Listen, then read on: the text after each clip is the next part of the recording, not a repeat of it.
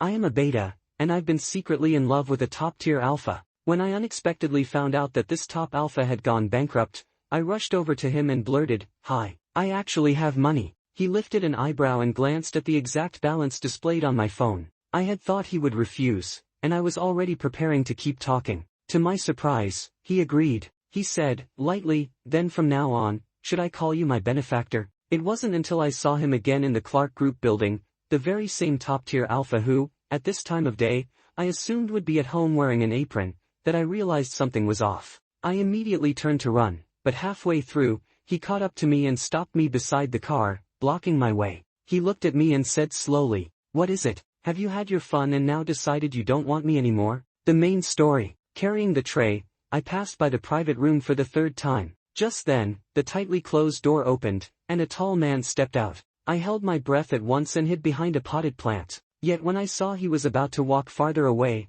I hurried to follow him. However, as soon as I turned the corner, I was startled. Derek Clark was leaning against the wall, looking at me with a faint, knowing smile. Had he followed me this whole way on purpose? Maybe it was a little warm in the corner. He tugged at his buttoned-up collar, accidentally loosening 2 buttons and revealing his sharply defined collarbone. I stared for several seconds before realizing it. My face burned. My hands fluttered in panic. I blurted out, without malice, that I actually wanted to say, I could help him. Derek put out the cigarette in his hand. "Help me?" As he walked toward me step by step, a light, clean scent, like a subtle cologne, drifted into my nose. Even though I am a beta and not affected by alpha pheromones, I still tensed my shoulders and swallowed hard. Why had I said I wanted to help him? Earlier in the locker room, a few coworkers had returned while chatting about gossip. They said a certain top-tier alpha rich kid had gone bankrupt. At first, I didn't pay attention, but when I passed by the private room again and saw Derek there, and heard talk about running into serious trouble, everything connected at once.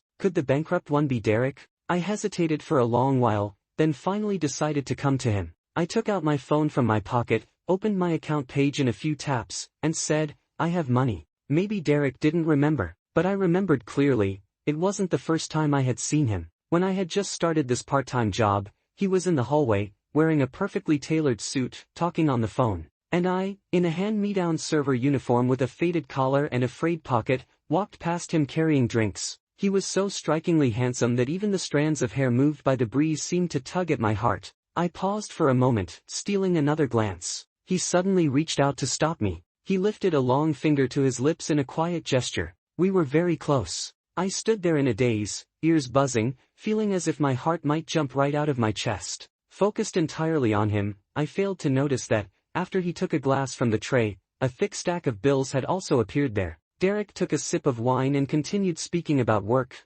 calm, decisive, not allowing disagreement. Noticing that I still hadn't left, he turned his head slightly to look at me. Another stack of bills was added on top. He narrowed his eyes and leaned closer. "Is that enough? If you want more, you may need to offer something else in return." His warm breath brushed my ear. I snapped back to reality and ran, clutching the tray, along with all that money. Enough, at least for a while, to ease my burden of tuition, loans, and rent. And now, Derek looked at the modest 4-digit balance on my phone and slowly raised an eyebrow. "So, what are you trying to say?" He was so tall that when he leaned forward, I could see straight through his loosened collar to his well-built chest. My ears went hot. I looked away at once. "It's the money I had left, plus the part-time pay I just received today. It's not much, but at least, you won't have to worry about going hungry because of financial trouble." Before I could finish, he interrupted lightly. "You're trying to keep me as your benefactor's responsibility? Keep him." Everything encouraging I had prepared in my head vanished instantly.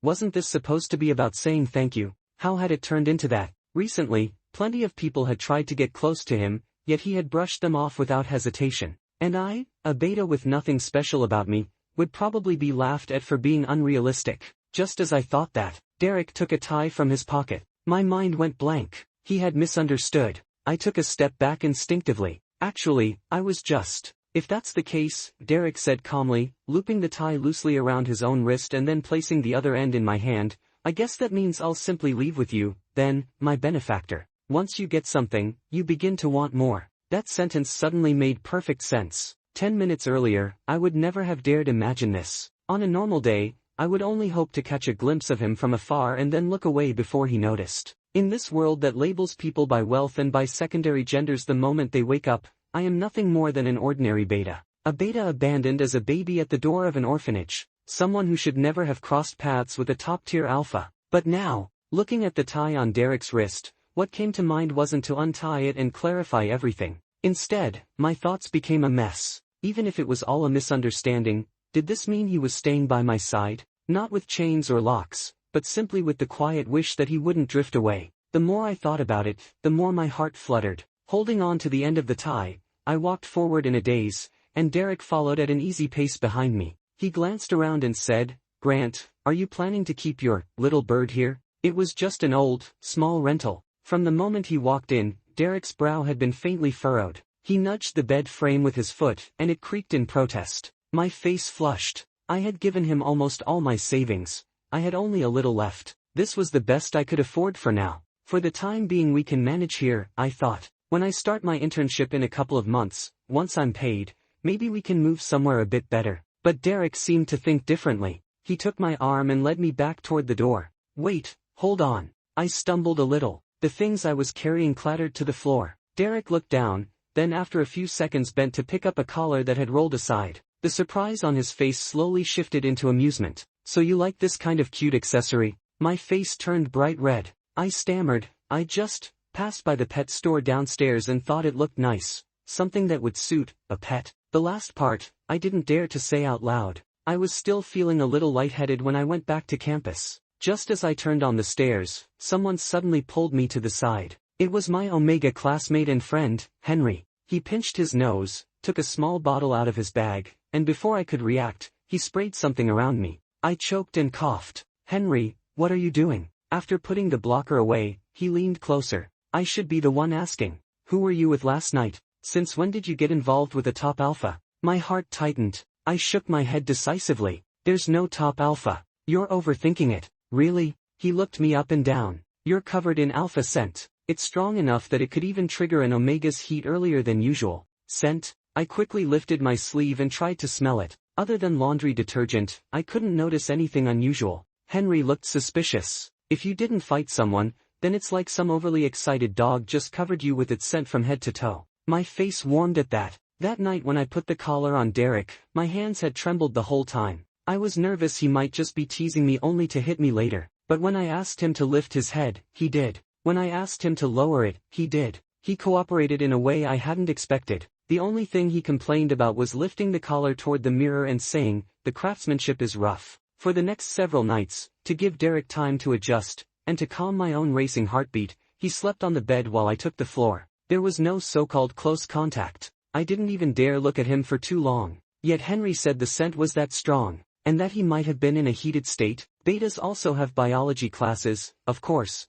but what we learned was quite different from what alphas and omegas learn. There were glands, pheromones, and many terms I barely remembered. I had heard Henry complain that omegas go through difficult cycles and sometimes need suppressants, which can be very uncomfortable when they are alone. I never imagined alphas might experience something similar. I hurried back to the apartment and quietly opened the door. As I set my things down by the sofa, I heard movement from the bathroom. In the small space, I could immediately see Derek coming out with damp hair after a shower. The pajamas I spent quite a bit of money on had been dismissed as poor quality and discarded somewhere. He was only wearing loose lounge pants, water still clinging to his skin, his lean torso in clear view. This had been happening every day recently. I should have been used to it by now, yet his presence was always striking. I quickly looked away, steadying my breathing. "You're back early today." Derek adjusted the collar slightly and headed toward the kitchen, ready to put on an apron and start dinner. "Wait." I caught his arm to stop him. At such close distance, there was a faint, warm scent around him,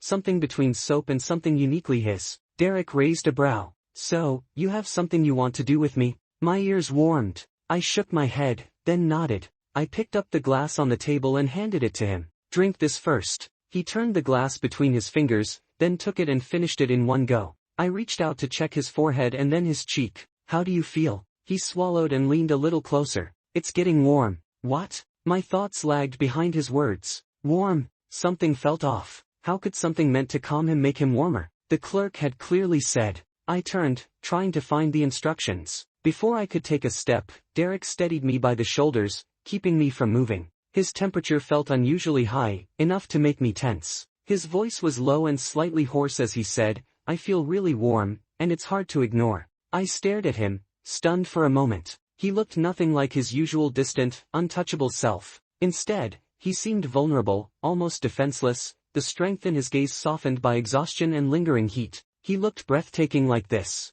For a split second, I wanted to lean closer. Reality rushed back, and I quickly helped him sit down, keeping a careful distance while making sure he stayed steady. I focused on helping him cool down, guiding him to breathe and rest rather than letting emotions run wild. What mattered most was making sure he was okay. Later, when my back felt sore from supporting him through the night, I finally gathered my thoughts. Where had things gone wrong? How did it end up like this? I went back to the sofa, found the pharmacy bag, and searched through the suppressants. It was supposed to be right there. Why was it suddenly missing? "What are you looking for?" Derek asked. I bit my lip. "The medicine I gave you last night. The clerk said it was supposed to help you get through a sensitive period by cooling things down." Derek folded his arms and leaned against the wall. "So you're already tired of me? What? Weren't you planning to say it wasn't on purpose, then use that as a reason to get rid of me?" His gaze dropped to the bag in my hand. The loose collar of his shirt, the traces of a restless night, the fatigue between his brows,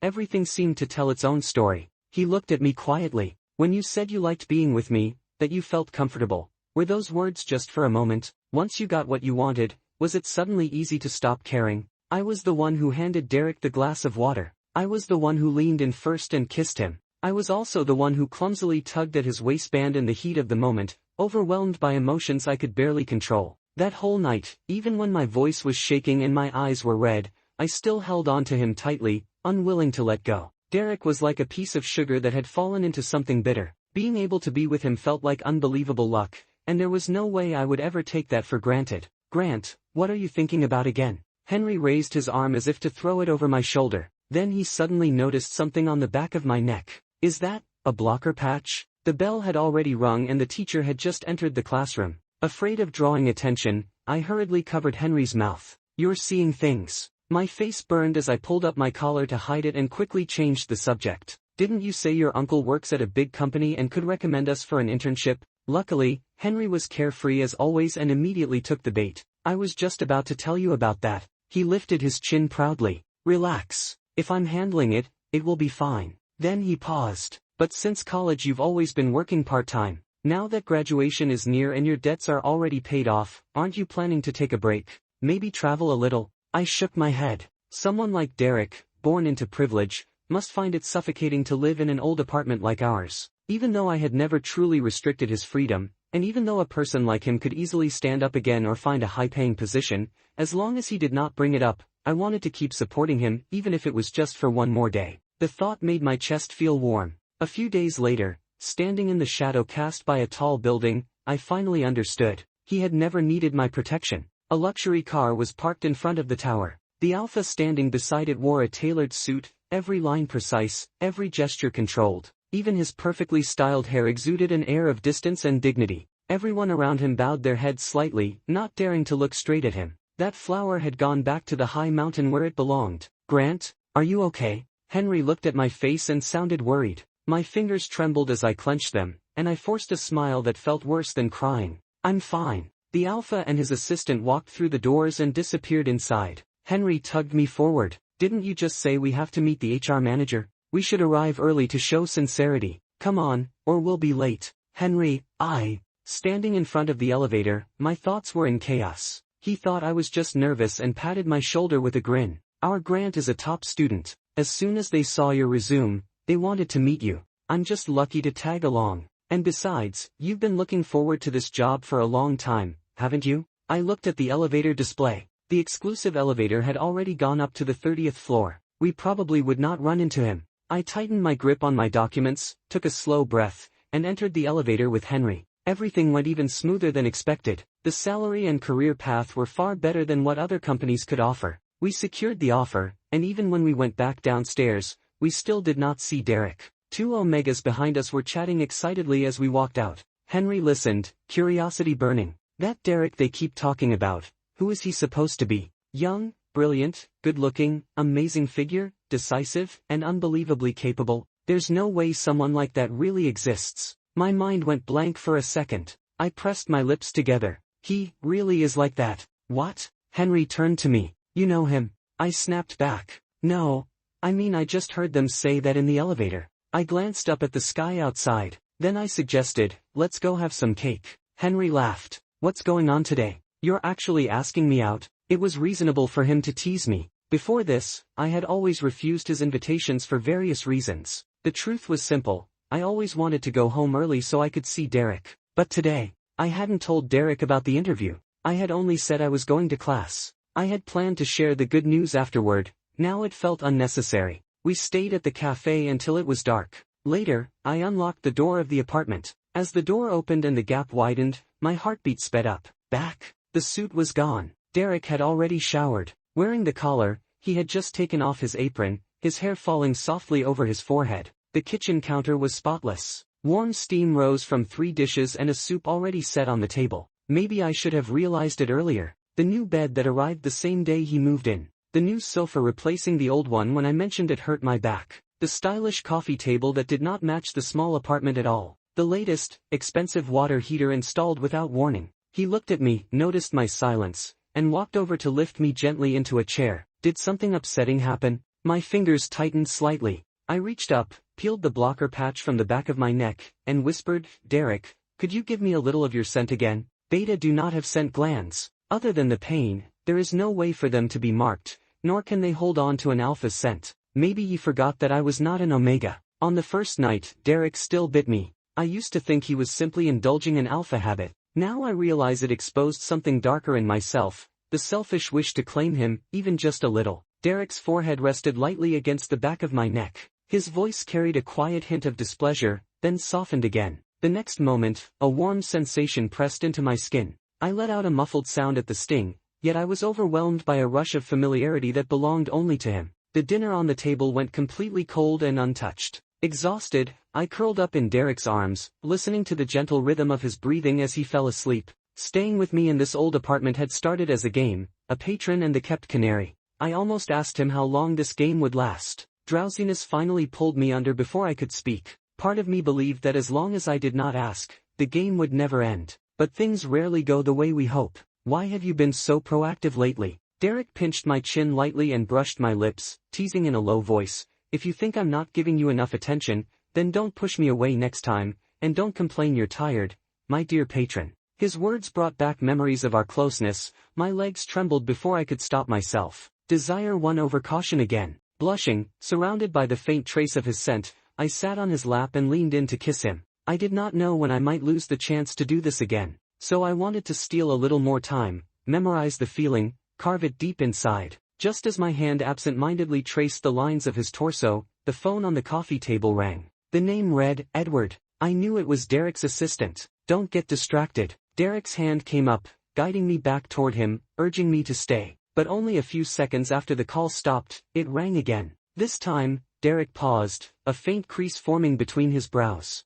I sat on the sofa, watching him pick up the phone and walk out to the balcony. Through the glass, I could not make out the words, but the cold look on his face made my heart sink and beat faster. When Derek came back after hanging up, I already knew. I need to step out for a bit. His fingers gently pressed the back of my neck, kneading lightly. Don't worry, just some final paperwork to handle. I'll be back soon. Wait for me. I said nothing. He probably knew I would not refuse. He kissed me until I was breathless, then left in a hurry. Night fell again. Derek still had not returned. A message appeared on my phone. Grant, have you really decided? The department I applied to had an external placement option. I had submitted the application days ago. Maybe now was the best time to leave. Rather than tearing away our illusion and facing mockery or compensation, it seemed better to end it quietly, leave with the warmth that remained, and disappear with some dignity. I never really had a home anyway. Anywhere would do. I sent my reply, pulled out my suitcase, and started packing. I did not own much, and most of it was not worth much either. The suitcase was only half full. Just as I was about to leave, something made me stop and turn back. I opened the suitcase again and added collars, ties, cups, pajamas, even the pillow. Anything Derek had used, I tucked inside without hesitation. The 26-inch case puffed up like rising dough. Satisfied, I closed the door, bought my ticket, and headed for the airport. I did not allow myself time to think. Just as the car was about to merge onto the overpass, the driver braked hard. That's dangerous. What happened? Before I could recover from the jolt, the door beside me swung open. A strong hand grabbed my arm, guided my head down, and pulled me out of the taxi and into a different car. The engine started. We were turning back. The streetlights outside reflected a familiar, stern silhouette in the window. My eyes widened in shock. My hands went cold. Derek? How did he know I was going to the airport? Why was he here? Nothing you want to explain? His voice was low, almost dangerously calm. Explain? Because he told me to wait and did not come back. Strange. Was this not the best outcome? I could leave with dignity, and he would not have to think about how to get rid of me. Everyone would be free. My silence seemed to push his patience to the edge. Stop the car. We pulled over beneath a row of trees, away from the light and traffic. Then came his brief command. Get out. I looked at the dark window and shrank my shoulders as I reached for the door. Before I could step out, Derek pulled me gently back into the seat, closing the door again. He let out a quiet breath that sounded almost like a laugh. Where were you planning to go? I was stunned and started to answer, but the driver and assistant had already left the car, leaving only the two of us. His presence filled the small space, and the air felt heavy, not because of anything physical, but because of all the unsaid words between us. If I hadn't seen the list by accident, he said calmly, were you planning to leave while my flight was delayed and disappear to another country? It was the first time I had seen him so openly displeased. I could not bring myself to respond. The silence between us stretched on, full of questions I was too afraid to ask. After that, my memory blurred for a moment, and when I fully came back to my senses, I was already in a bright, beautifully furnished room. The style was simple, but everything around me looked valuable and carefully chosen. It slowly dawned on me where I was, Derek's home. The house was spacious, with staff handling daily tasks. It felt as if our roles had suddenly reversed. He was the one making decisions, and I was the one staying there, unsure of my place. Yet he did not lock me in, nor did he take my phone. It was as if he trusted that I would not try to run away. Messages from Henry arrived from time to time, joking and complaining that he had not seen me abroad. I told him I had taken leave because I was not feeling well and steered the topic away. The truth was simple. I had never really planned to escape. One day, when I was about to step outside to get some fresh air, I heard raised voices near the entrance. A young Omega was standing there, well-dressed and confident, clearly from an important family. I recognized the name he mentioned. It belonged to one of the major families like Derek's. My thoughts spun quickly. I hurried upstairs and quietly hid inside the wardrobe, hugging my knees. My heart beat fast, not because of anything dramatic happening, but because I did not know how I should face the situation. He probably belonged to Derek's world in a way I never could. Someone of equal background, someone who would be expected to stand beside him publicly. I had seen similar situations before in other people's lives and understood too well how such stories tended to end. I did like Derek, and I had stayed by his side longer than I should have. But I had never wanted to disturb anyone's life or take someone else's place. Sitting there in the narrow space, I simply felt small, unsure, and overwhelmed by everything that had quietly changed around me. My heart was racing, and my fingers tightened around the cabinet door. Still, I was no match for his strength. The door was pulled open in one swift motion. Although I tried to move away in time, my wrist still bumped against the edge. Derek took my hand, lifted it gently, and rubbed it with care. Did it hurt? He asked softly. I stared at his calm, gentle profile in a daze. Suddenly coming back to my senses, I glanced toward the doorway, pushed Derek lightly, and turned as if to hide again. What are you doing? Derek stopped me with one arm. I pointed outside, then put a finger to my lips. Quiet, please go for now. If he comes and notices something between us, it will be hard to explain. Notices what, between us? I bit the tip of my tongue, unable to say the word. Derek frowned slightly, clearly not intending to hide anything. I grew anxious, my eyes turning red. Please, I whispered. Just then, footsteps came up the stairs. The Omega appeared, having followed after Derek and finally spotted me. So you were here. I've been looking everywhere for you. His eyes brightened, and he stepped forward. No wonder Derek hasn't wanted to come home lately. He's been hiding you away. You really are good looking. For a second, I wondered if this was what people from wealthy families were like, able to remain polite even in such situations. Who told you to come? Leave, Derek said flatly, then reached out and put an arm around my waist as if to pull me closer. I was startled. This was exactly the time to keep some distance, wasn't it? If I were in a formal engagement with Derek and saw this scene, I would probably be furious. I hurriedly stepped away from Derek, guilt rising in my chest. You've misunderstood. Derek didn't mean it like that. There's nothing like that between us anymore. Before I could finish, the Omega held my hands and said earnestly, I know my brother can be too serious sometimes. I've been scolded by him ever since I was little. You must help me in the future, all right? After he left, I was still trying to understand what he meant. Derek leaned closer, placing a hand beside me, his voice low and gentle. He brushed the corner of my eye with his thumb, pausing for a moment. You didn't think there was anyone else besides you, did you? I turned my head away, my ears burning.